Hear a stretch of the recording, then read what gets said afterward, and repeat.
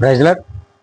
మన ప్రభువైన యేసుక్రీస్తు నామమున అందరికీ ఉదయకాల సమయంలో శుభాభివందనములు తెలియజేసుకుంటూ ఉన్నాను. ఈ దినం దేవుడు మనకిచ్చినటువంటి ఒక గొప్ప దినం. అంతేకాదు, ఒక ప్రాముఖ్యమైన దినం, పరిశుద్ధ దినం, పునరుద్ధాన దినం, ఆదివార దినం. ఈ దినం నా సంఘంలో చేరినటువంటి ప్రతి బిడ్డతోనూ, సార్వత్రిక సంఘములలో విశ్వాసులతోనూ, పరిశుద్ధులతోనూ, యాజక సమూహంతోనూ దేవుడు మాట్లాడుతూ ఉన్నారు. చూడండి, అది పరిశుద్ధ గ్రంథంలో నుండి మరి లూకా శుభవార్త 2వ అధ్యాయము 21వ లేఖనాన్ని ఒక్కసారి మనం చదువుకుందాం.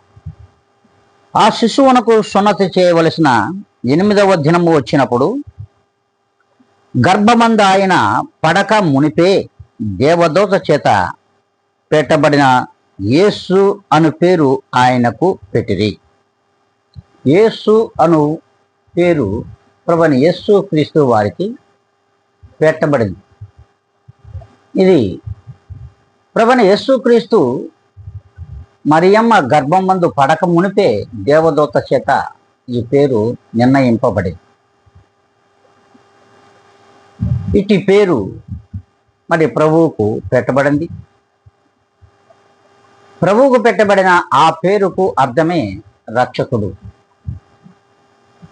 మరి రక్షకుడు అని ఆ పేరులో స్పష్టంగా అర్థము మనందరికీ కూడా అర్థమవుతుంది. చూడండి,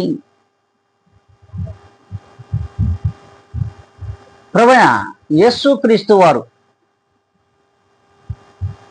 2026 సంవత్సరములకు పూర్వము రోమా సామ్రాజ్య ప్రభుత్వంలో పరిపాలన జరిగించుచుండగా ఆ ప్రభుత్వ హయాంలో దేవుని వాగ్దానపు మనుష్య కుమారుడే ఈ యేసు. దేవుని వాగ్దానపు మనుష్య కుమారుడే ఈ యేసు, ఈ రక్షకుడు. చూడండి, ప్రభువు వారు స్పష్టంగానే చెప్తున్నారు. అంతేకాకుండా ఈ యేసు లోకరక్షకుడై ప్రతి మనుష్యుని హృదయాన్ని ఏలుతూ ఉన్నాడు. ప్రతి మనుష్యుని హృదయాన్ని ఏలుటకు ప్రభువైన యేసుక్రీస్తుకు మాత్రమే అధికారము ఇవ్వబడి ఉన్నది. అంతేకాదు,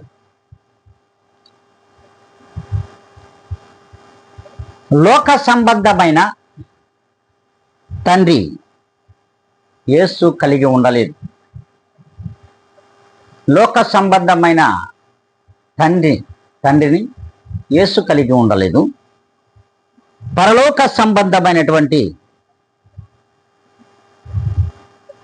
దేవుడే, పరిశుద్ధాత్మ దేవుడు ఆయనతో తండ్రి అయి ఉన్నాడు అనేది స్పష్టంగా అర్థమవుతుంది. అంతేకాదు, ఆయన యొక్క పుట్టుక సాధారణమైనది కాదు, అసాధారణమైనటువంటి పుట్టుక.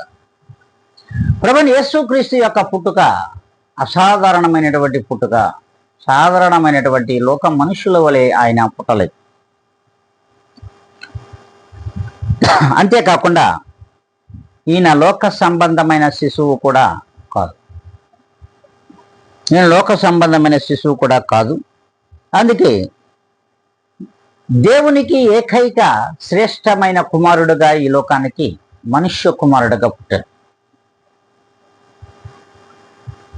మనుష్య కుమారుడిగా పుట్టాడు. ఈ యేసుక్రీస్తు విశ్రాంతి దినమునకు ప్రభువై ఉన్నాడు. యేసుక్రీస్తు విశ్రాంతి దినమునకు ప్రభువై ఉన్నాడు. అంతేకాకుండా రోమీయులకు రాసిన పత్రికలో స్పష్టంగా ఒక మాట సెలవిస్తూ ఉంది.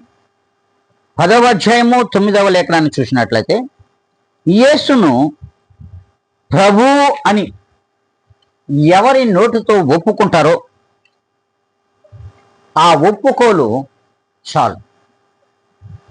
ప్రభువైన యేసుక్రీస్తును ఎవరైతే తన నోటితో ప్రభువు అని ఒప్పుకుంటే, మరి నిన్ను ఏం మాత్రము ప్రభువుల వారు నొప్పించకుండా నిన్ను ఒప్పించుకొని తన రక్షణలోనికి తీసుకుంటాడు. హల్లెలూయా, దేవునికి మహిమ కలుగును గాక.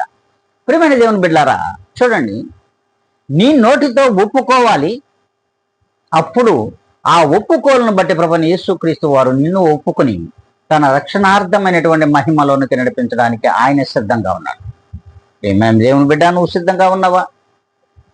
నీ నోటితో ఒప్పుకోవాలంటే మొదటిగా నీ విశ్వాసము, నీ నమ్మకము, ఈ నమ్మకము విశ్వాసము కలిగినటువంటి పరిశుద్ధత నీలో ఉండగలిగినట్లయితే అట్టి పరిశుద్ధత పవిత్రతకు చిహ్నమై ఉంటుంది. అట్టి పరిశుద్ధత పవిత్రతకు చిహ్నమై ఉంటుంది. అంతేకాదు, ప్రభువుల వారే స్పష్టంగా మనందరితో మాట్లాడుతూ ఉన్నాడు. అది ఫిలిప్పీయులకు రాసిన పత్రిక 2వ అధ్యాయము 7 నుండి 8 వరకు మనం చదువుకున్నట్లయితే, ఈ మనుష్య కుమారుడు అయినటువంటి యేసు రక్షకుడే కాదు, ఆయన దాసుడు. తన్ను తాను తగ్గించుకున్నటువంటి వట్టి చేతులతో ఈ లోకమునకు వచ్చినటువంటి రక్షకుడు. చూడండి, మనం రక్షించాలంటే సైన్యమైన, మరి దేశం యొక్క లేదు దేశములోను ఉంటూ నివసిస్తున్నటువంటి రక్షక భటులను మనం చూస్తూ ఉంటాం. వారి చేతులలో ఏదో ఒక ఆయుధం ఉంటుంది. కానీ మన ప్రభువైన యేసుక్రీస్తు చేతిలో కానీ ఎలాంటి ఆయుధం లేదు. ఆయన ఈ లోకంలో రక్షించడానికి వచ్చినటువంటి ఒక సైనికుడు లాగా, ఒక దేవుడు మనుష్య కుమారుడుగా వచ్చి ఒట్టి చేతులతో రిక్త హస్తములతో ఈ లోకమునకు వచ్చాడు. అంతేకాదు, ఆయనకు ఎలాంటి అధికారము కూడా నాడు లేదు. అంతేకాదు, పాపమును భయపెట్టి, పాపమునకు భయమేమిటో చూపించినటువంటి వారు ప్రభువైన యేసుక్రీస్తు వారు. మన పాపమునకు ఏం మాత్రం కూడా భయపడం. మన దోషములకు కానీ, మన యొక్క అపకారములకు కానీ, మన మార్గములలో మనం చేస్తున్నటువంటి పాప దోషములకు ఏం మాత్రం కూడా మనము భయపడం. కానీ ఆ పాపము ప్రభువైన యేసుక్రీస్తు వారిని చూసి భయపడుతుంది. మనమైతే అతి సమీపంగా దాన్ని చేర్చుకుంటాం. పాపాన్ని చేర్చుకొని ఆ పాపంతో సాన్నిహిత్యం చేసి మరి అనేక విధమైనటువంటి పాప భారములు మనం మోస్తూనే ఉంటాం. అందుకే ప్రభువైన యేసుక్రీస్తు వారు అంటారు, లోక భారమును మోయుచున్న సర్వలోక జనులారా నా యొద్దకు రండి, నేను విశ్రాంతినిస్తాను అని దేవుని వాక్యం సెలవిస్తూ ఉంది. దేవుడు స్పష్టంగా మనతో మాట్లాడుతున్నాడు. అంతేకాదు, మరణమునకు శిరస్సు వహించినటువంటి దేవుడు రక్షకుడు. అంటే మరి యుద్ధము చేసి జయించగలిగిన వాడు రక్షకుడు. మరి ఆ రక్షక భటులను అనేక మంది చుట్టూ ఏర్పాటు చేసుకుంటారు. కానీ వారి చేతులలో ఏదో ఒకటి ఉంది. నా ప్రభువైన యేసుక్రీస్తు చేతిలో ఏమీ లేదు. వట్టి రిక్త హస్తములతో ఈ లోకమునకు వచ్చినవాడు, మరణమునకు శిరస్సు వంచినవాడు యేసు. మరణమునకు శిరస్సు వంచినవాడు. అంతేకాదు, శిలువ యొక్క మరణమునకు విధేయత చూపినవాడు. చూడండి, రక్షకుడు ఎవ్వరు కూడా విధేయత చూపరు. కానీ ఇక్కడ నా ప్రభువైన యేసుక్రీస్తు వారు మరి శిలువ మరణానికి కూడా విధేయత చూపాడు. అంటే తన్ను తాను తగ్గించుకున్నాడు. విధేయత చూపడం అంటే చేతులు జోడించి తల వంచుకుని నిలబడడం. మరి ఇలాంటి స్థితి నా ప్రభువైన యేసుక్రీస్తు వారు. అంతేకాదు, మహిమార్థమైనటువంటి నామం ఆయనది. అంటే మహిమార్థమైనటువంటి నామమే ప్రభువైన యేసుక్రీస్తు నామము. అన్ని నామముల కన్నా ఉన్నతమైన శ్రేష్టమైన నామము యేసు నామం. అందుకే ఆయన ఈ సృష్టికి మరి ఈ సృష్టిలోను తన ఆధిపత్యము ఎక్కువగానే ఉంది తప్ప ఏనాడు కూడా తగ్గింపబడలేదు. ఆయన ఆధిపత్యమే నడుస్తూ ఉన్నది. అందుకే ఆయన సృష్టికి పూర్వమే దైవముగా ఉన్నారు. హల్లెలూయా, హల్లెలూయా, దేవునికి మహిమ కలుగునుగాక. ఆయన ఈ సృష్టి పుట్టక మునిపే కూడా ఆయన ధైర్యంగా ఉన్నాడు. ఈ సృష్టిని ఏర్పాటు చేయక ముందు నుండే ఆయన దైవం. అట్టి దైవమైనటువంటి యేసు ఈ లోకమునకు రక్షకుడుగా వచ్చాడు. సర్వలోక పాప భారమును మోయిచున్న సర్వలోక జనులను రక్షించడానికి వచ్చిన వారే ప్రభువైన యేసు క్రీస్తు వారు. మరి మనం ఎలా ఉన్నాం? అట్టి యేసు క్రీస్తు వారికి తల యొగ్గి మరి ఉండేవారిగా ఉన్నామా?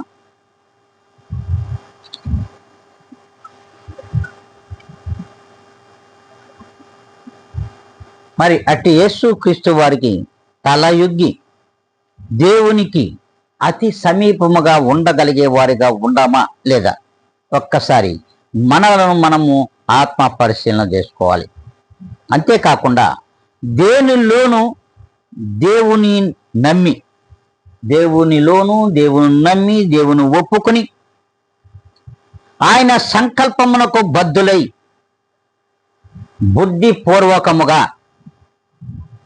బుద్ధిపూర్వకముగానే యేసు తన యొక్క బుద్ధిపూర్వకముగానే యేసు ఈ లోకమునకు శిశువుగా వచ్చాడు. మనుష్య కుమారుడుగా శిశువుగా మరియమ్మ గర్భమున పుట్టడం జరిగింది. ఆయన ఇష్టపూర్వకమే. మన ఇష్టపూర్వకంగా ఎవ్వరూ పుట్టలేదు తల్లి గర్భమున. కానీ ఇక్కడే ప్రత్యేకత ఒకటి గమనించాలి.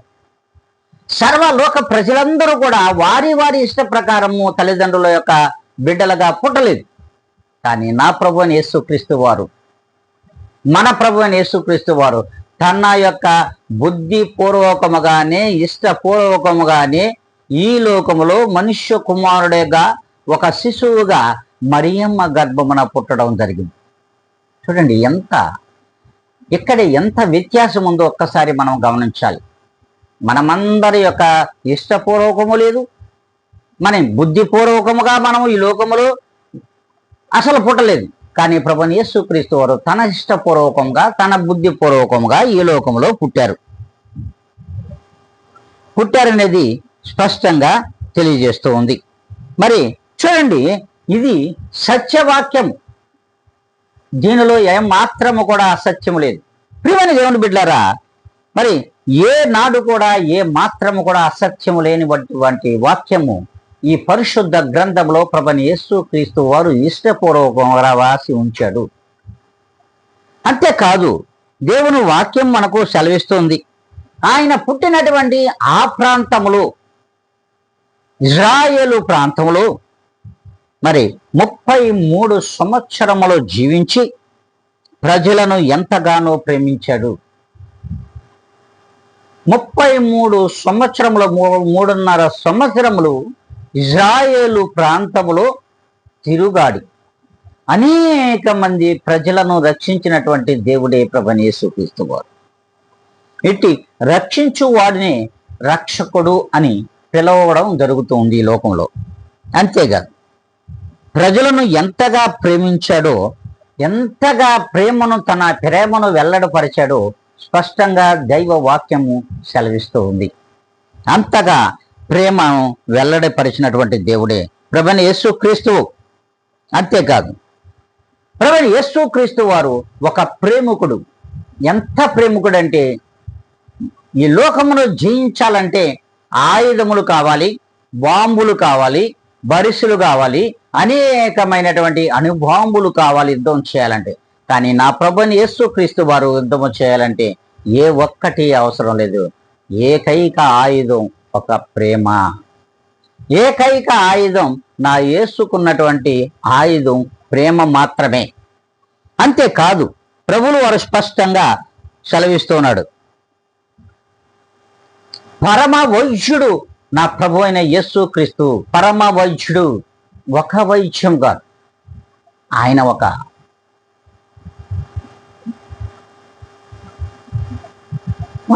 మానసిక వైద్యుడు. అంతేకాదు, స్త్రీల యొక్క సమస్యలను నయము చేయగలిగినటువంటి వైద్యుడు. ఆయన ఒక మరి మరి ఒక సర్జన్, ఆయన ఒక అనస్థీషియన్, ఆయనే ఒక మరి ఈఎన్టీ డాక్టర్, ముక్కు చెవి గొంతు డాక్టర్. అంతేకాదు, పక్షవాతము కలిగినటువంటి రోగులను కూడా నయం చేసినటువంటి ఒక యూరాలజిస్ట్.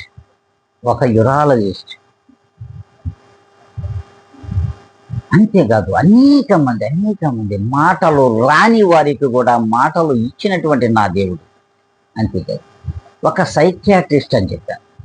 అనేక మంది దయ్యాలను పోగొట్టినటువంటి వారికి నూతనమైనటువంటి జన్మనిచ్చినటువంటి దేవుడే నా ప్రభువైన యేసుక్రీస్తు. నూతనమైనటువంటి జన్మను ఇచ్చాడు. అంతేకాదు, ప్రభు అంటున్నాడు, యేసును తప్పుగాను ఇట్టి అనేకమైన రోగములను పోగొట్టాడు, వ్యాధులను పోగొట్టాడు, నయంపరిచాడు, మాటల రాని వాడికి మాటలు ఇచ్చాడు. ఒక సైకాట్రిస్ట్గా అనేక దయ్యములను పోగొట్టాడు. అనేక మంది చనిపోయిన వారిని కూడా బ్రతికించినటువంటి పరమవైద్యుడే నా ప్రభువైన యేసుక్రీస్తు. ఎంత ప్రేమ లేకపోతే ఇట్టి వారికి ఇంత సేవ చేశాడో మనకు అర్థమవుతుంది. అంతేకాదు, దీనిని నచ్చని జనులు, ప్రభువైన యేసుక్రీస్తు యొక్క మార్గమును తెలుసుకోలేనటువంటి అనేక మంది శాస్త్రులు, సద్దుకైలు, పెద్దలు అనేక మంది జనులను లోబరుచుకొని ప్రభువుల మీద అనవసరముగా అసత్యమైన ఆరోపణలు చేసి వాటిని మసిబూసి మారేడికాయ చేసిన ప్రభువైన యేసుక్రీస్తు వారిని శిక్షకు బలి చేసినటువంటి అనేక మంది జనులు మన పూర్వీకులు. హల్లెలూయా, దేవునికి మహిమ కలుగును గాక. మరి చూడండి, అంతేకాదు, శిక్షకు బలి చేసి శిలువ మరణమునకు ఆయనను అప్పగించి మరి వికటాటహాసము చేసినటువంటి అనేక మంది మనుషులు ఈ లోకములో ఆయన ఎదుటను మన ఎదుటను పరిశుద్ధ గ్రంథములో తెలపబడి ఉన్నాయి. చూడండి ప్రియమైన దేవుని బిడ్డలారా, ఆయనను శిలువ మరణమునకు శిరస్సు వంచి విధేయత చూపినటువంటి వాడు నా ప్రభువైన యేసుక్రీస్తు వారు. ఈ మన ప్రభువైన యేసుక్రీస్తు వారు మరి 3వ దినమున తిరిగి లేచి తన శిష్యులతోనూ మరి తన సహచరులతోనూ 40 దినములు ఈ లోకములో సహవాసము చేసినటువంటి దేవుడు ప్రభువైన యేసుక్రీస్తు. అంటే ఒక మంచి సహవాసి దేవుడు. ఈరోజు స్నేహమునకు విలువ లేనటువంటి రోజులున్నా నా ప్రభువైన యేసుక్రీస్తులో స్నేహమునకు అత్యంత ప్రాముఖ్యత ఉంది.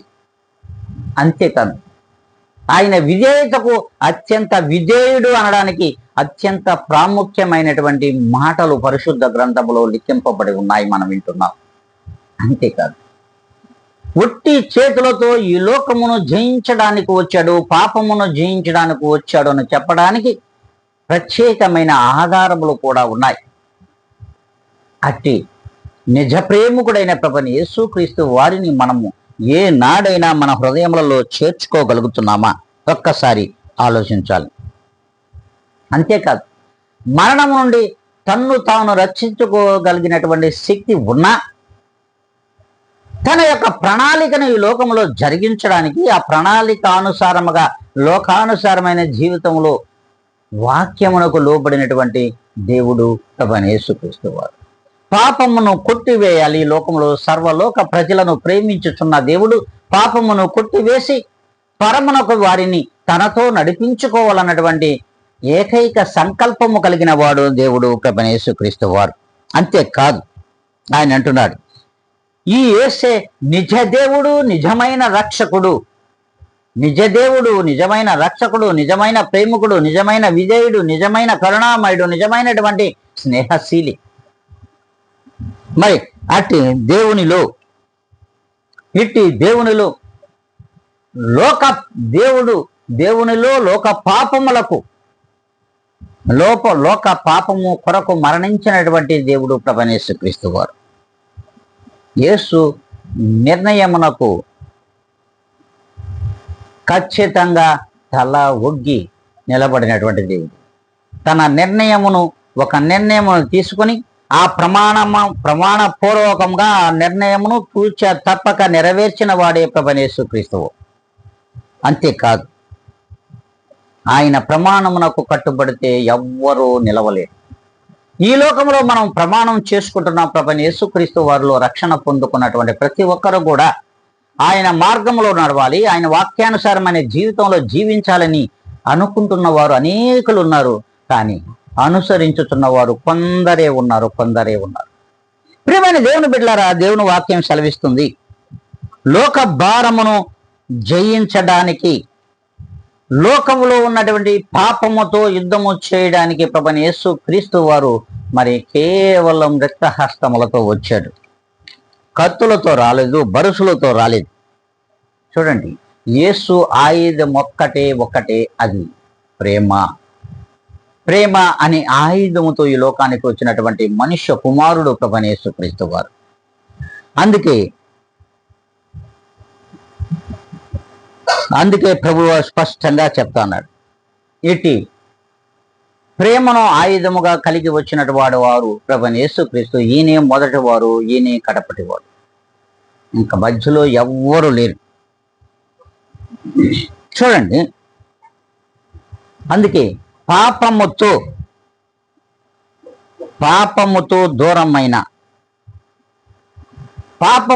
దూరమైన మన సహవాసాన్ని స్థిరపరచడానికి, ప్రభువులో స్థిరపరచుకోవడానికి వచ్చిన వారు ప్రభువైన యేసుక్రీస్తు వారు.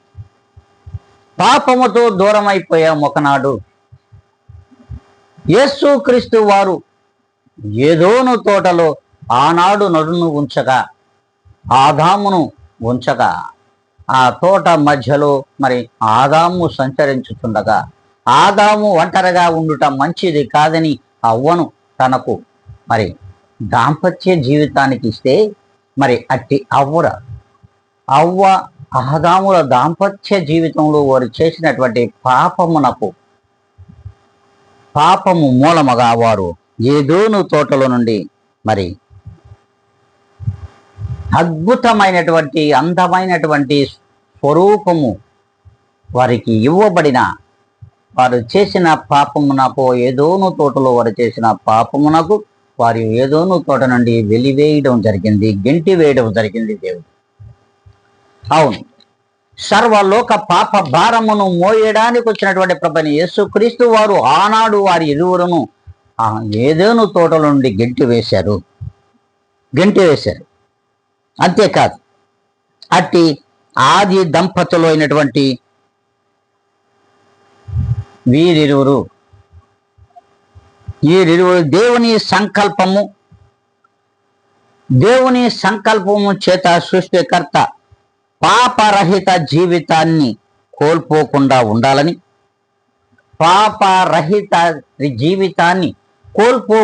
ఉండాలని ఆదాము తోటలో ప్రభువైన యేసుక్రీస్తు వారు వారిని హెచ్చరించడం జరిగింది. వారిని కోరడం కూడా దేవుళ్ళు మన పరిశుద్ధ గ్రంథంలో లిఖించబడి ఉండుట చూస్తూ ఉన్నాం. అంతేకాకుండా పాపరహిత జీవితం పవిత్రమైనది, పరిశుద్ధమైనది. ఇటు పాపరహిత జీవితమునకు ఎవరైతే బద్ధులై, పరిశుద్ధులై, పవిత్రమైనటువంటి జీవితాన్ని ఈ లోకములో గడుపుతారో వారితో దేవుడు సహవాసము చేయడానికి సిద్ధహస్తుడై ఉన్నాడు. ఎందుకంటే ఆయన పాప భారమును ఆయన మోసుకు వెళ్ళాడు. సర్వలోక పాప భారమును మోసుకొని దానితో యుద్ధము చేసినటువంటి దేవుడు, ఆ యుద్ధములో ప్రభువైన యేసుక్రీస్తు వారు జయించారు. 3వ దినమున తిరిగి లేచాడు. ఆయన చెప్పినట్లుగానే ఆయన ప్రణాళికను నెరవేర్చుకున్నాడు. మరి మనము మన ప్రణాళికను నెరవేర్చుకోగలుగుతున్నామా? ఈ లోకంలో మన పాపరహిత జీవితమునకు మనం కట్టుబడి ఉన్నామా? ఏ మాత్రము కట్టుబడి ఉన్నాము? ప్రియమైన దేవుని బిడ్డలారా, ఒక్కసారి ఆలోచించారు. మన పవిత్రత ఎక్కడ, మన పరిశుద్ధత ఎక్కడని మనము ప్రశ్నించుకోవాలి. దేవుడు ప్రశ్నించడం కాదండి. మనలను మనం ప్రశ్నించుకోగలిగినప్పుడు ఖచ్చితంగా మనకు ఒక ప్రత్యేకమైనటువంటి ఒక ఆధారము యేసు అనేది మనకు దేవుడు తెలియజేస్తాడు. మన ప్రత్యేకమైన ఆధారమైనటువంటి ప్రభువైన యేసుక్రీస్తు అని ఆయనే తెలియజేయడానికి స్పష్టంగా మన మధ్యలో ఉన్నాడు, మనతో ఉన్నాడు. అంతేకాదు ఆనాడు ఆది దంపతులైనటువంటి అవ్వ ఆదాములను ప్రేరేపించినటువంటి ఆ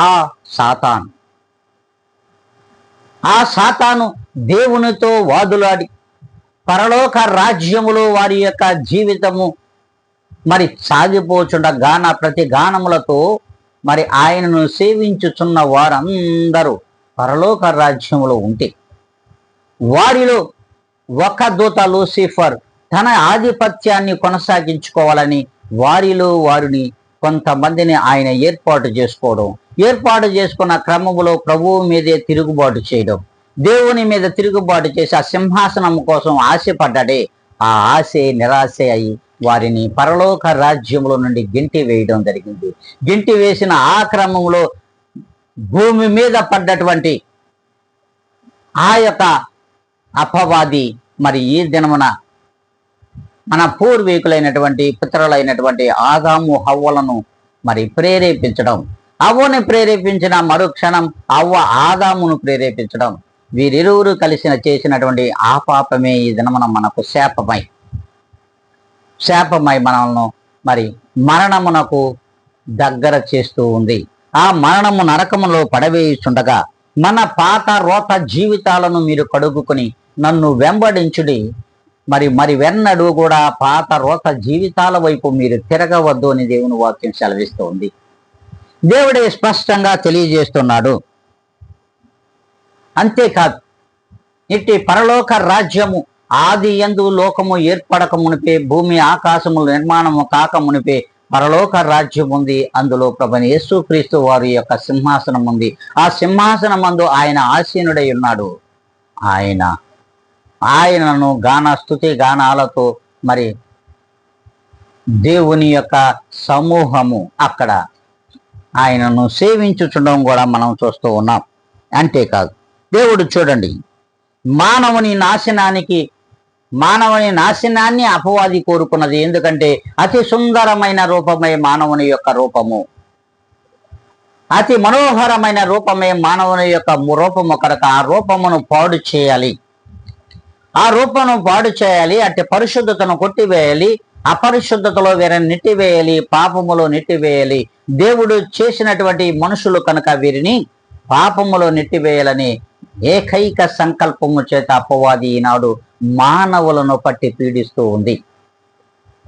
ఎంత దైవ సేవకుడైనా, ఎంత ప్రవక్త అయినా, ఎంత సువార్థికుడైనా, ఎంత పరిశుద్ధుడైనా మరి దేవునిని మరి అందుకుంటున్నప్పుడు ఆ అందుకోవడానికి వీలు లేకుండా అపవాది ఆటంకం కలిగిస్తుందంటే ఒక్కసారి మనం ఆత్మ పరిశీలన చేసుకోవాల్సిన అవసరం కూడా ఉంది. చూడండి, మానవుని యొక్క నాశనాన్ని కోరుకున్నది అపవాది. మానవుని యొక్క గౌరవాన్ని, మానవ యొక్క పరిశుద్ధతను, మానవ యొక్క గొప్పతనాన్ని, మానవ యొక్క స్నేహాన్ని కోరుకున్నాడు ప్రభువైన యేసుక్రీస్తు వారు. చూడండి, మనమందరం అనుకుంటాం అపవాదితో ఏనాడైతే స్నేహం చేస్తున్నామో మనకు కనబడుతున్నదంతా మంచిదిగానే కనబడుతుంది. కానీ అపవాది మనల్ని నాశనానికి దగ్గర చేస్తున్నాడు, మన నాశనాన్ని కోరుకుంటున్నాడు అని ఏనాడు కూడా ఆలోచించలేకపోతున్నాం. మన కొరకు ప్రాణమును అర్పించినటువంటి దేవుడు, మన కొరకు త్యాగం చేసినటువంటి దేవుడు, శిలువ మరణంలో మన పాప భారమును శ్రమలను మోసినటువంటి అట్టి దేవుడు మనతో సహవాసము చేయాలని, ఆయన మనల్ని పరిశుద్ధులుగా ఉంచాలని, పవిత్రులుగా ఉంచాలని ఎట్టి సృష్టికర్త కోరుకుంటూ ఉంటే మనం వెర్రి తలలు వేస్తూ లోకం వెంబడి పరిగెత్తుతున్నాం. ఒక్కసారి ఆత్మ పరిశీలన చేసుకోండి ప్రియమైన దేవుని బిడ్డలారా. మానవ సృష్టి అంతటి మీద నాశనము చేస్తున్నటువంటి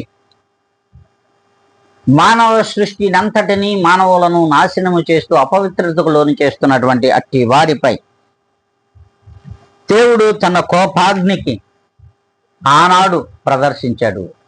మరి ఈనాడు ప్రభువైన యేసుక్రీస్తు వారు అవ్వ ఆదాముల యందు మరి ఏ రీతిగా ఆ యొక్క అపవాది ప్రభావితం చేసిందో మనకు స్పష్టంగా తెలియజేస్తూ ఉంది. లేఖనము సెలవిస్తూ ఉంది. లేఖనము మరి ప్రభువైన యేసుక్రీస్తు వారు చెప్తున్నటువంటి ఈ లేఖములను ఎంతమంది వింటున్నాము, ఎంతమంది ఆచరిస్తున్నాము, ఎంతమంది పవిత్రతను కోరుకుంటున్నామో, ఎంతమంది పరిశుద్ధతను కోరుకుంటున్నామో ఒక్కసారి మనల్ని మనం ఆత్మ పరిశీలన చేసుకోవాలి. ఒక్కసారి మనల్ని మనం ఆత్మ పరిశీలన చేసుకోవాలి. చూడండి, ప్రభు యొక్క ప్రణాళిక మానవునితో సహవాసం చేయాలని. ప్రభు దేవుని యొక్క ప్రణాళికే, యేసు యొక్క ప్రణాళికే మానవునితో స్నేహం చేయాలి అంటే ఆయన పరిశుద్ధుడు, మనము కూడా పరిశుద్ధులై ఉండుడి అని దేవుని వాక్యం సెలవిస్తా ఉంది. మీరు పరిశుద్ధులై ఉండాలంటే ప్రభువైన యేసు క్రీస్తులో మీరు రక్షణ పొందుకోవాలి, మీ పాపములను విడిచిపెట్టాలి. ఆ విడిచిపెట్టాలంటే ఎక్కడ విడిచిపెట్టాలి? ప్రభువైన యేసు క్రీస్తు యొక్క పాదాల చెంద వాటిని విడిచిపెట్టి ఒప్పుకొని, ప్రభువులో ఒప్పుకొని ప్రభు యొక్క మెప్పును పొందుకోగలిగిన ఒప్పుడు మనలను పరిశుద్ధులుగా దేవుడు మరి మారుస్తాడు. పరిశుద్ధులైనటువంటి మనతో దేవుడు సహవాసం చేస్తాడు. అపరిశుద్ధమైన వారితో సహవాసం ఏ మాత్రమూ చేయడు. అందుకే వింటున్నటువంటి ఓ ప్రియమైన దేవుని బిడ్డలారా, చూస్తున్నటువంటి ప్రియమైన దేవుని బిడ్డలారా, వినగలిగిన చెవులను దేవుడు మీకు దయచేయాలని, మరి గ్రహించగలిగిన హృదయాన్ని కూడా దేవుడు మీకు ఇవ్వాలని కోరుకుంటున్నటువంటి సేవకుడుగా ఈ దినమున సెలవిచ్చుతున్న ఈ మాటలను ఒక్కసారి మీరు ఆలకించమని ప్రభువు పేరిట మీకు మనవి చేసుకుంటూ ఉన్నాను. అంతేకాదు, చూడండి, ఈ యొక్క నరులు చేసినటువంటి ఆది మానవుడు, ఆది దంపతులు అవ్వ ఆదాములు చేసినటువంటి ఈ పాపము దేవునితో మన సహవాసానికి మరి తెరపడింది. ఈ నరుల పాపం వలన సహవాసము కూడా చెడిపోయింది. దేవునితో మన సహవాసమే చెడిపోయినటువంటి ఈ సహవాసాన్ని మరలా గట్టిపరచడానికి ప్రభువైన యేసు క్రీస్తు వారు లోక పాప భారమును మోయడానికి మనుష్య కుమారుడుగా ఈ లోకములో సర్వలోక ప్రజల మధ్యలో శిశువుగా జన్మించి మరి 30 సంవత్సరములు 33.5 సంవత్సరముల పాటు ఆయన ఈ లోకములో మరి సర్వలోక ప్రజల యొక్క భారమును మోస్తూ తిరిగిన వాడు, మన మధ్యలో తిరుగాడిన వాడు ప్రభువైన యేసుక్రీస్తు వారు. మరి చూడండి, మరి అట్టి ఆది మానవులు చేసినటువంటి పాపమే మనకు శాపమై ఉండగా ఆ శాపమును కొట్టివేయడానికి దేవుడు తను నిర్ణయించిన సమయమునకు తన ప్రణాళిక చొప్పున అనేక మంది మరి ప్రవక్తలతోనూ సేవకులతోనూ చెప్పుకుంటూ వస్తున్నాడు. ఈ లోకమునకు నేను వస్తున్నానని రావడం అయితే జరిగింది, కానీ మన కొరకు ప్రాణం అర్పించడం అయితే జరిగింది, కానీ మనలో ఏ మాత్రము కూడా మార్పులు జరగలేదు. సర్వలోక ప్రజలలో ఏ మాత్రము కూడా మార్పులు జరగలేదు. అందుకే ప్రభువు వారు స్పష్టంగా తెలియజేస్తున్నాడు, ప్రతి యుగమునందును ఆయన వాగ్దానమును నెరవేరుస్తాడని ఎంతో మంది కలలు కన్నారు. ఆ నెరవేర్చే సమయం వచ్చినా కూడా నెరవేర్చినటువంటి ఆయన యొక్క కార్యము ఆయన నెరవేర్చుకుని వెళ్ళినా, పరిశుద్ధాత్మను మన మధ్యలో ఉంచినా, ఈనాటికి కూడా అట్టి ఉత్తరవాదికి మనము ఏం మాత్రము కూడా మరి సమాధానకరంగా లేమని దేవుని వాక్యమే సెలవిస్తుంది. ప్రియమైన దేవుని బిడ్డలారా, చూడండి, తిమోతికి రాసినటువంటి 2వ పత్రికలో 3వ అధ్యాయము 16-17 లేఖనాలు స్పష్టంగా తెలియజేస్తున్నాయి. దైవావేశము వలన కలిగిన ప్రతి లేఖనము ఉపదేశించుటకును, ఖండించుటకును, తప్పు దిద్దుటకును, నీతి యందు శిక్ష చేయుటకును ప్రయోజనకరమై ఉన్నది. చూడండి, పరిశుద్ధ గ్రంథములో ఉన్నటువంటి ప్రతి మాట కూడా, ప్రతి వాక్యము కూడా నీకు ఉపదేశించడానికి ఉన్నది, ఖండించడానికి ఉన్నది, తప్పు సరిదిద్దుకోవడానికి లేఖనములు ఎంతగానో ఉపయోగపడుతూ ఉన్నాయి. నీతి యందు శిక్ష మీకు ఇవ్వడానికి, అట్టి శిక్షణ మీకు ఇవ్వడానికి కూడా నీతి యందు మరి దేవుని వాక్యం ఎంతగానో ఉపయోగపడుతుంది. కానీ ఇంతగా మనము ఆలోచించలేకపోతున్నాం. ప్రేమని దేవుని బిడ్డలారా, ఒక్కసారి ఆలోచించాలి. దేవుని మహాకృపా సంకల్పము చొప్పున ఆయన దైవ ఆవేశములో నుండి వచ్చినటువంటి ఈ మాటలన్నీ కూడా ఏ మాత్రము కూడా మనం వింటున్నామా? వింటున్నటువంటి మనము దేవుణ్ణి గూర్చి ఏ మాత్రమైనా ఒక్కసారైనా లోకంలో ఆలోచించగలుగుతున్నామా? ఒక్కసారి ఆలోచించాలి. ప్రేమని దేవుని బిడ్డలారా, అందుకే పరిశుద్ధ గ్రంథము దివ్య ప్రేరితమైనదని దేవుని వాక్యం సెలవిస్తా ఉంది. అసలు పరిశుద్ధ గ్రంథమే ఈ బైబిల్, దివ్య ప్రేరితమైనటువంటి గ్రంథము. దీనిని ఒక్కసారి తెరిచి చూస్తే అందులో ఉన్నటువంటి దివ్యమైన సుందరమైన ప్రభువైన యేసుక్రీస్తు యొక్క రూపమే నీకు కనిపించాలి. అలా కనిపిస్తూ ఉంటాయి ఎవరికైనా. ప్రియమైన దేవుని బిడ్డలారా, ఒక్కసారి మనము ఆలోచించవలసిన విషయం అది. సార్వత్రిక సంఘములలో ఉన్నటువంటి ప్రతి ఒక్కరు కూడా ఈ రీతిగా బైబిల్ గ్రంథములు, పరిశుద్ధ గ్రంథమును తెరిచిన మరుక్షణం అందులో దివ్య ప్రేరితమైన వాక్యములు, లేఖనములు ప్రభువైన యేసుక్రీస్తుగా మనకు కనిపించాలి. అలా కనిపించిన నాడు ప్రభువైన యేసుక్రీస్తు యొక్క పరిశుద్ధత మనలో ఉన్నది, ఆయన పవిత్రత మనలో ఉన్నది. మరి అట్టి సృష్టికర్తను మనము మన హృదయములలోకి ఎత్తుకుంటున్నామా లేదా ఒక్కసారి ఆలోచించాలి. మనము ప్రభువుకు ప్రయోజనకరంగా ఉన్నామా లేదా? అట్టి ప్రభువుకు మనము ప్రయోజనకరంగా మారుతున్నామా లేదా అనేది కూడా మనం ఆత్మ పరిశీలన చేసుకోవాల్సిన అవసరం ఉంది. ఆయన సంకల్పం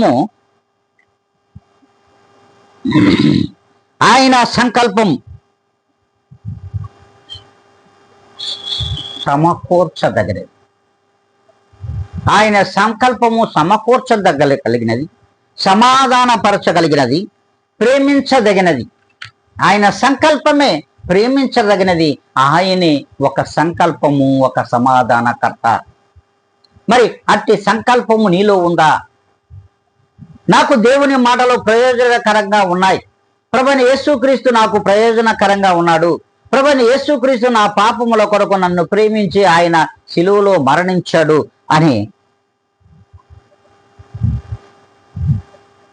అనే జ్ఞాపకమైన ఉందా? ఒక్కసారి ఆత్మ పరిశీలన చేసుకోవాల్సిన అవసరం ఉంది. అందుకే ఈ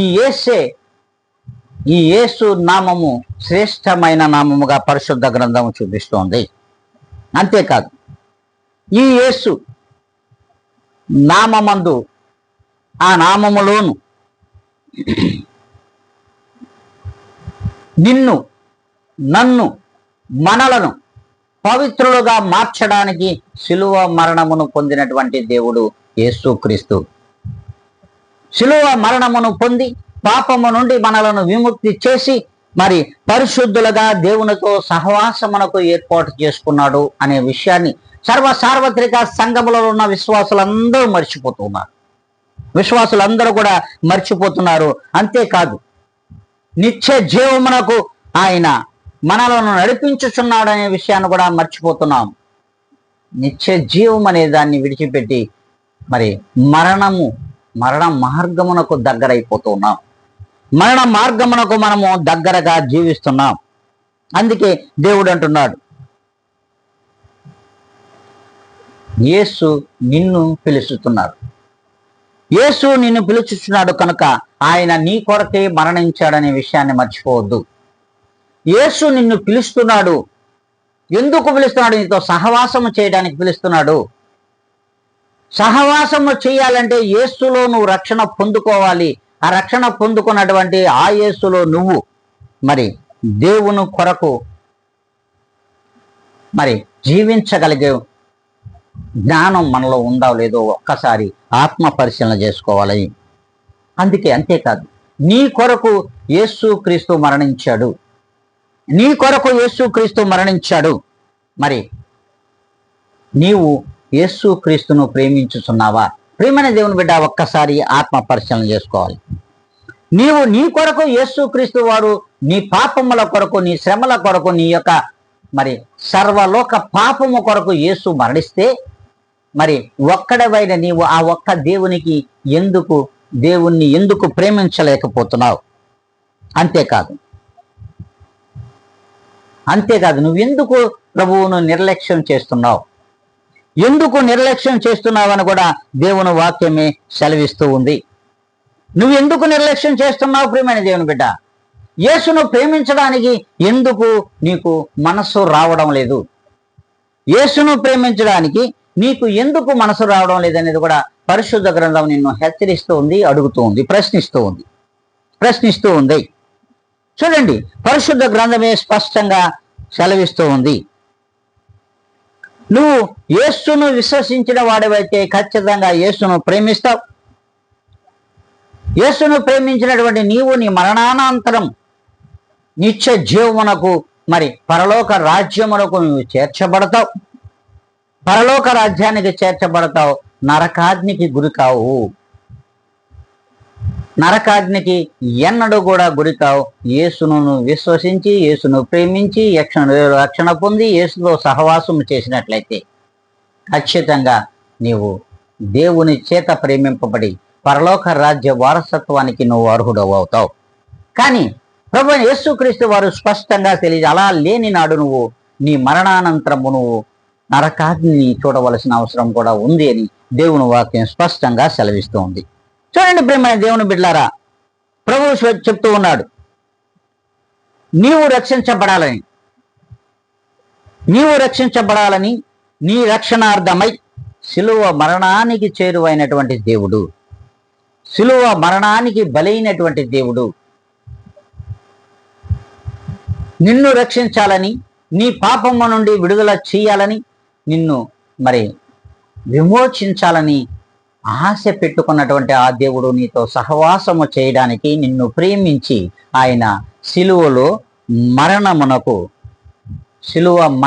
మరణానికి బలైపోయాడు. బలైపోయినటువంటి ఆ దేవుడు మరలా తిరిగి లేచి నిన్ను పిలుస్తూ ఉన్నాడు. తిరిగి లేచి నిన్ను పిలుస్తున్నాడు. ఆయన యందు ఏ మాత్రము కూడా నీ పక్షముగా ప్రేమ తగ్గలేదు.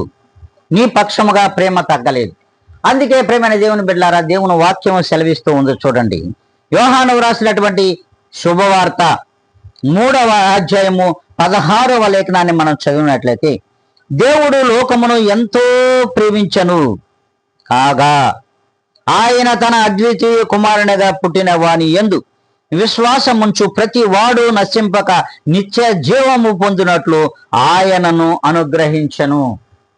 ఆయన అద్వితీయ కుమారుడిని ఎవరైతే ప్రేమిస్తారో, ఎవరైతే యేసు నిజముగా దేవుడని వారి నాలుకతో అంగీకరిస్తారో, అట్టి వారు ప్రతి ఒక్కరు వరకు యేసు క్రీస్తు వారు మరి వారిని ఈ లోకమునకు మనుష్య కుమారుడుగా మనకు అనుగ్రహించి మరి ఆయన ఈ లోకములో మన కొరకు మరణించేటట్లుగా దేవాతి దేవుని యొక్క ప్రణాళిక మరి నెరవేర్చబడింది.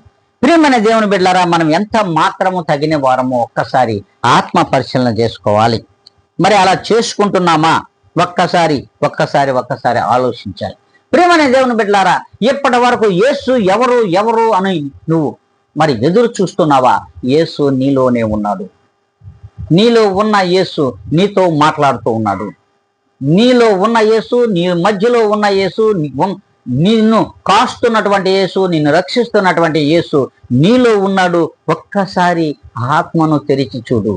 ప్రియమైన దేవుని బిడ్డలారా, ఒక్కసారి ఆలోచించాలి. అట్టి యేసును నువ్వు కనుగొనాలంటే యేసును నిజముగా నువ్వు ప్రేమించే వాడిగా ఉండాలి. యేసు రక్షణ పొందుకునేవాడుగా ఉండాలి. యేసులో పవిత్రుడుగా ఉండాలి, పరిశుద్ధుడుగా ఉండాలి. అట్టి సృష్టికర్తకు నువ్వు అతి సమీపముగా ఉండగలిగితే యేసును నువ్వు చూస్తావు. ఇట్టి మహాకృప మనందరి మీద ఉండును కాక. మరి చిన్న ప్రార్థన చేసుకుందాం. పరలోకమందున్న మా తండ్రి, మా పాపపు